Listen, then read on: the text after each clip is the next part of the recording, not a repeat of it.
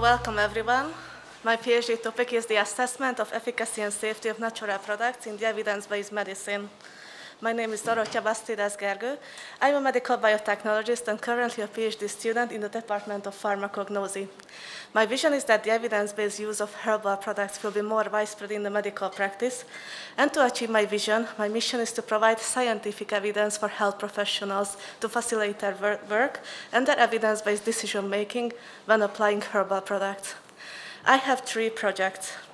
The first one is peppermint essential oil inhalation as an effective treatment for nausea and vomiting, and we conducted this project with the method of systematic review and meta-analysis.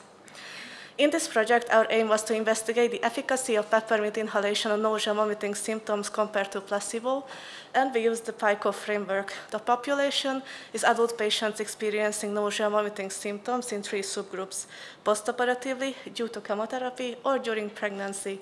The intervention is peppermint inhalation. The comparator is placebo inhalation. And the primary outcome is efficacy assessed by the changes in severity of nausea and vomiting measured by different measurement scales. Our hypothesis is that peppermint reduces the severity of nausea and vomiting symptoms compared to placebo. We conducted our systematic search in 5 databases. Here you can see the hits and the final search key. After the selection, we included 16 articles in our project. And now let's jump to the results, and let's start with the postoperative patients. In their case, the nausea vomiting severity symptom score was assessed at baseline, and after at several minutes, at 2, 5, and 10 minutes. And these patients spontaneously entered the studies when they experienced the nausea vomiting symptoms. First, we visualized all the results together. So what we can see here is that on the x-axis, you can see that how the time is passing. And there is a horizontal line, which is showing for us the zero effect line. And if a value falls below the line, then it favors the peppermint oil inhalation. If it's above, then for the placebo. So here we can conclude that at 10 minutes, there is a statistically significant difference between the effect of the peppermint oil and the placebo inhalation, favoring the usage of the peppermint oil to reduce the symptoms. We also visualized our results on a forest plot, and in this case, we used the standardized mean difference for the statistical analysis. Here, the overall effect was minus 0.62. So here also, we have the same conclusion. In the case of the pregnant women, they got a daily peppermint inhalation, and also their symptom severity score was assessed every day. In this case, you can see that there is a tendency, and at 4 days, we can conclude that there is a statistically significant difference between the effect of the peppermint oil and the placebo inhalation, favoring the usage of the peppermint oil. But in the case of the chemotherapy patients, we could not really see a pattern. So our conclusions, that postoperative patients after 10 minutes and pregnant women after 4 days of daily therapy experienced a decrease in the severity of the symptoms, so they might need less antiemetic treatment to reduce the nausea and vomiting symptoms. But for chemotherapy patients, we found a conflicting efficacy. Our implication for practice is that peppermint inhalation may offer a safe and effective alternative treatment to decrease the severity of the symptoms of the patients and also to improve their quality of life. And the implication for research is that further studies are needed with larger patient populations and also multiple follow-up durations. Also, future studies could explore the optimal dosage, frequency, and duration of peppermint inhalation. We submitted this paper last July, and we are still waiting for the decision of the journal. The second project is Elixirium timicompositum in the treatment of acute bronchitis in pediatric patients, the so-called EXOTIC project, which is a protocol of an unicentric, randomized, double-blind clinical trial. In this project, our aim is to assess the clinical efficacy and safety of Elixirium timicompositum to ensure its safe and rational use and to reduce inappropriate antibiotics prescribing in treating acute bronchitis. Our clinical question, is Elixirium timicompositum safe and effective in the treatment of acute bronchitis compared to placebo? And for this, we use the PICO framework. The population is pediatric patients with acute bronchitis. The intervention is the product itself. The comparator is placebo, which is identical by taste and color.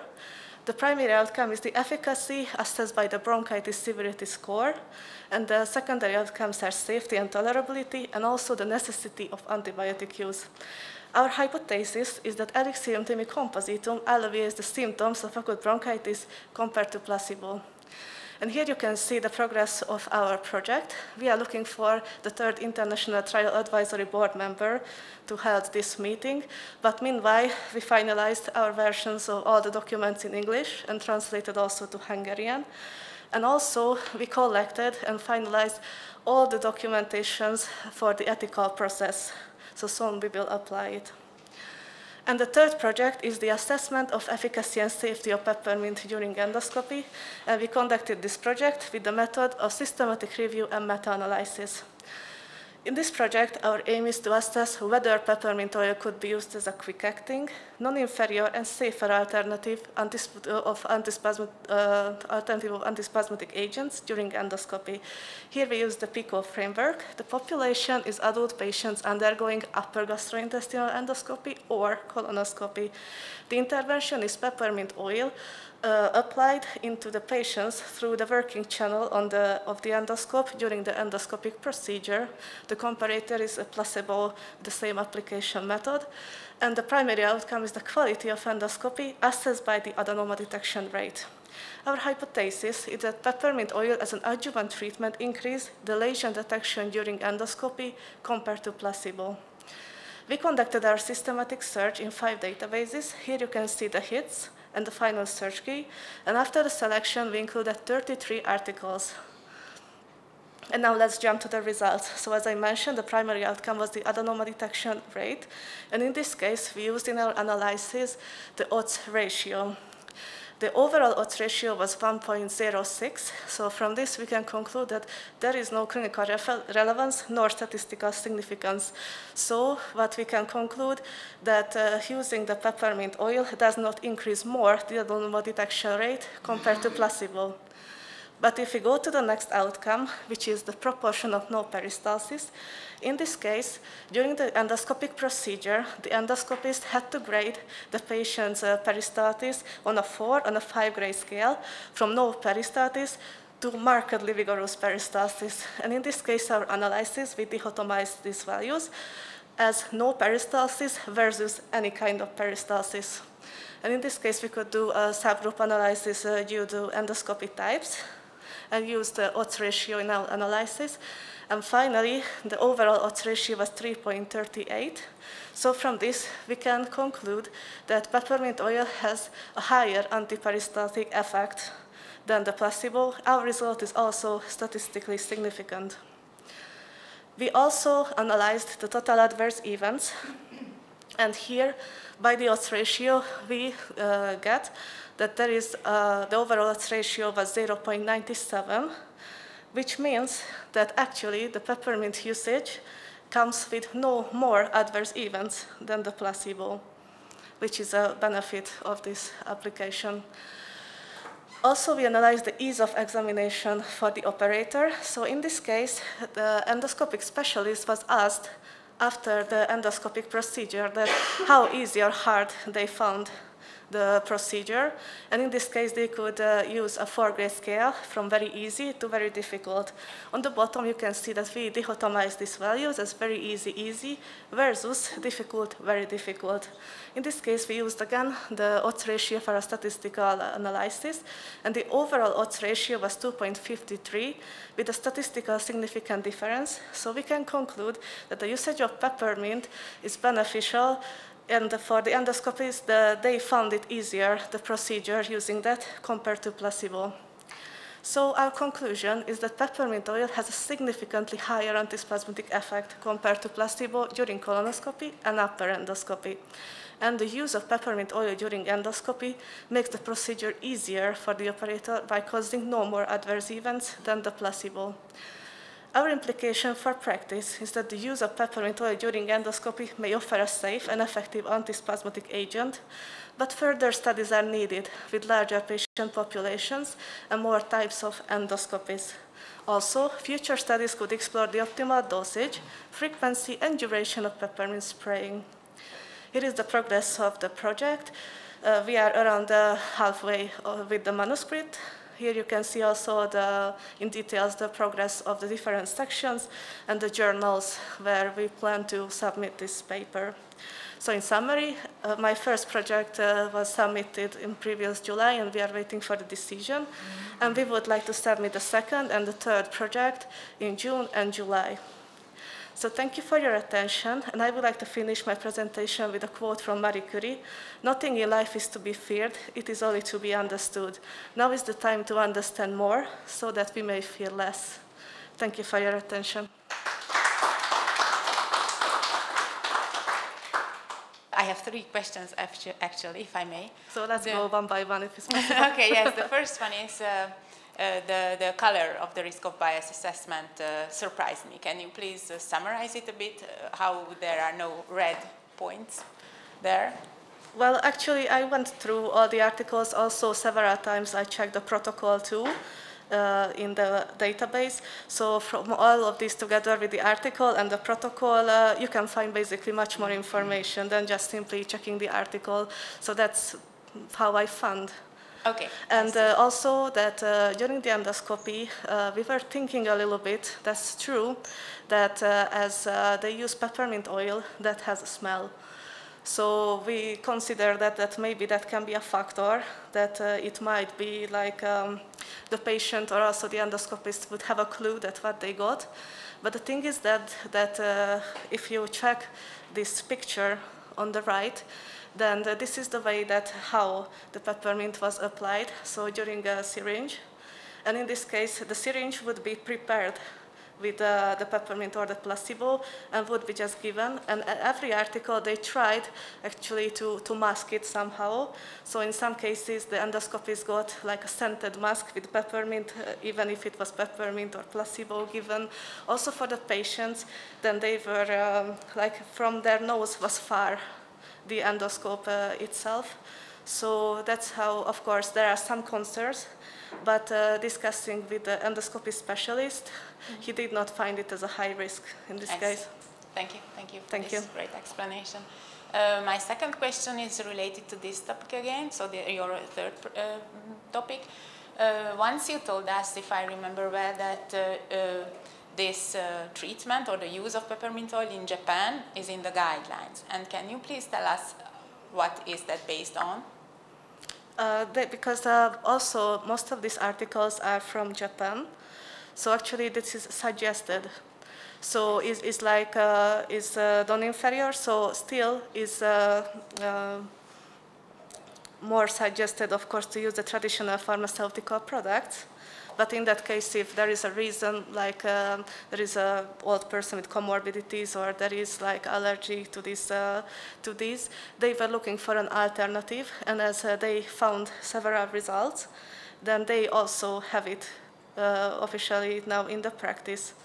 But also, if you think deeply about this, as you see, that I did not find European articles where they used during the endoscopy placebo.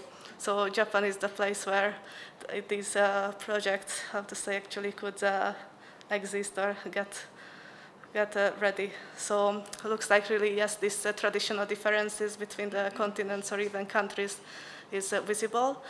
But what I can mention is that when I discussed with the specialist Bálint Erős, then he really liked our meta-analysis, and he wanted to try it in the internal medicine department, and they tried it in with ERCP, and they said that they found actually promising results. So he could observe the antiperistaltic effect when they were using this. So his plan now with his team is to also conduct a clinical trial in this topic, and maybe also into Europe or into Hungary, this can come more into the practice. And this counts as your achievement as well, so great. Yes. Congratulations on it. Thank you. And my third question is related to the second topic. I'm always wondering, so no, I ask it differently. Have you ever overweight to make a null hypothesis for your second project? So there is no difference between if the patients use Elixirium timicompositum or other medications? Well, we did not set up because this medicine is used actually for decades. So the thing is what we are doing, so this setup like around 100 years old is the recipe and really is working in the practice. Just as no clinical trial was conducted about this, then we would like to really have the real values to see if it really works. But looks like till now that it works in the practice. But thank you for your suggestion, then we will consider this to set up one. Yeah, thank you so much. Thank you for your questions. Maybe I'm ignorant, excuse me for that, but I'm used when I speak about a substance to know a little bit how it could work, it may work, which receptor is there, and so on. For your two compounds or groups of compounds that you present, peppermint oil and thymus extract, I know nothing. So could you tell me a little bit how you suppose that these molecules may work? Of course. Then the main component of peppermint is L-menthol. And L-menthol is considered as a smooth muscle relaxation, with a smooth muscle relaxation effect, and is also a calcium channel antagonist, and is a 5-HT3 serotonin receptor antagonist as well. So this is how it works. So also that is why in both of our projects, if you remember that nausea and vomiting is also a kind of indication where this effect would be beneficial, and also for the antiperistalsis as well. What they used to ask me is that it's more known that they use like ginger for nausea and vomiting. We would like to make it like for a wider scale to check more and more herbs, because there are several ones which is written in the literature that traditionally looks like it works. But really our aim is to find out if these like gossips or let's say the hypothesis, if it's really true or not. And my supervisor's team already have had a project about ginger. So our goal was to check if for peppermint, how can we conclude, how is the reality. I also brought for you, just for curiosity or interest, that what are the ingredients of the product itself.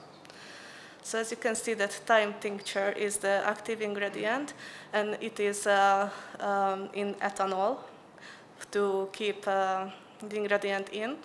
And also traditionally they experienced that this mixture is a good expectorant. But this is so far what I can say about this. It's interesting because at the last Ärzteblatt, which is the German Medical Association journal, they would discuss cinnamon as an active for expiration. And they said the only active is the cassia cinnamon, not every other cinnamon. All the others were found inactive, but the cassia cinnamon is active, but associated with some side effects. I did not look exactly the paper. I have the journal there. I could look more carefully now. Oh, I see. Thank you very much. Well, I can just to mention that I didn't talk too much about the placebo, but we actually will set up that way that we talked with the productor, and they will produce for us the same syrup, only without the thyme tincture. So we will consider with all the other ones, so directly check if really the thyme is which is having the beneficial effect or not. So that is how we are curious about. So we consider yes, also the other herbs too in this story. Thank you. I also would like to congratulate on really approaching scientifically these issues. I think they are very important. I have several questions though. Regarding the effect of the peppermint, it has this cooling effect. And cooling or heat type effects are mostly associated with transient receptor potential receptors, TRP channels. And especially the cooling is associated with TRPA1. Does it have an effect on TRPA1? Are you aware of any something like that? I checked the literature that what so far they stated about the peppermint, and this one I did not read. Okay. So what I mentioned, that is what is written down. Okay. My second question is, in the first study, you mentioned that it was a placebo-controlled study regarding the inhalation. I mean, if I smell peppermint and if I smell just air, I immediately unblinded because I know that I'm not smelling peppermint. How can you explain that it's actually a placebo-controlled study if I'm already unblinded and I know that I'm not using the active ingredient? Yes, so actually in these articles they try to do that way to have the scent of the peppermint oil in the air. So they put down in several parts. So also both groups could feel a kind of peppermint smell because let's say that it was diluted. So they didn't get the direct essential oil. So they could not have a clue that they get just a very diluted version and felt just a little bit and okay, I am in that group or not. And also we have some concerns, to be honest, about these things, because sometimes in one article, for example, they said that they had like identical by the color. That's why they said so. Sometimes we even found very strange things. But when we discussed about it, we also wanted to highlight this in the article that sometimes this type of project can also be published. So what we have to do now, unfortunately, when we do a systematic review and meta-analysis, that we have to include everything which is like fitting our PICO. But of course, we are concerned about it. And in those articles, when we felt that that they basically didn't even try to hide, meanwhile they stated that is placebo-controlled and double-blinded, then of course our risk of bias was a higher risk. But to me, that would, I mean, when you say that basically they're using low concentrations of peppermint evaporatives, then that's actually not a placebo effect, then low concentration. So that maybe we don't know what is the threshold of peppermint which is actually inducing or reducing nausea. So maybe it's not really a placebo control, but a low concentration versus a high concentration peppermint inhalation. Okay. My other question is, you mentioned in the first study that there was a difference between the post-operative and cytotoxic,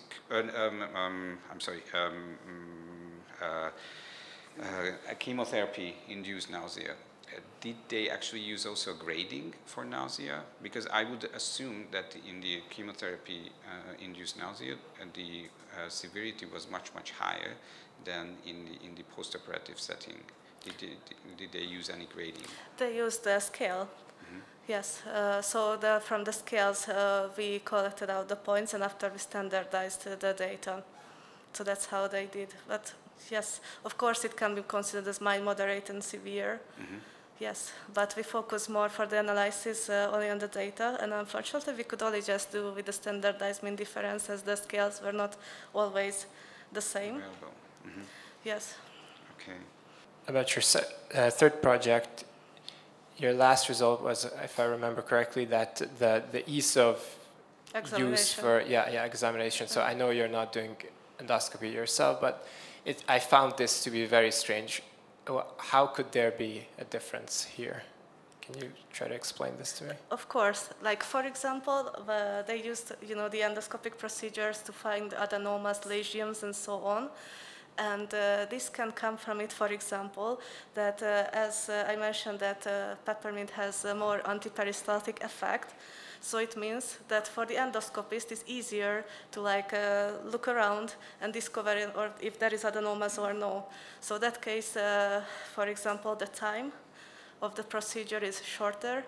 Also, although this is was just questioning the operator because the patient most of the time are sleeping, so they could not ask how they felt. But after that also, for example, for the patients, it can come with less adverse events because, let's say, they got less tortured during this with the help of the peppermint oil. I think you also hit here a critical point, that you talked to experts. And you ask their opinion about your results. I think this is very critical.